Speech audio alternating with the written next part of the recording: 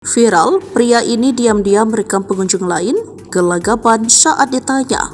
Temannya malah tak terima. Media sosial kembali dihebohkan dengan aksi seorang pria yang cukup membuat risih.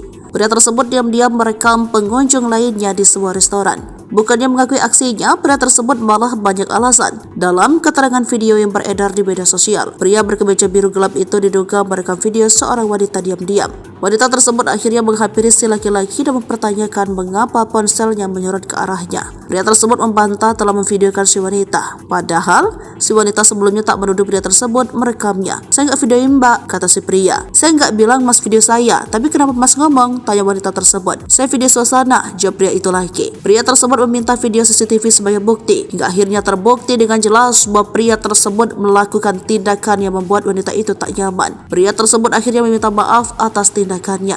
Namun, permasalahan terjadi setelah itu. Teman dari pria tersebut tak terima dan malah mendorong si wanita. Karena tindakannya sudah di luar batas, wanita itu memanggil suaminya. Namun setelah itu, para pelaku meminta izin sholat sebelum membahasnya lebih lanjut. Pelaku dan teman-temannya minta izin sholat sebelum diskusi lebih lanjut. Kakak ipar saya mengiyakan dan mereka malah kabur dengan alasan sholat tersebut.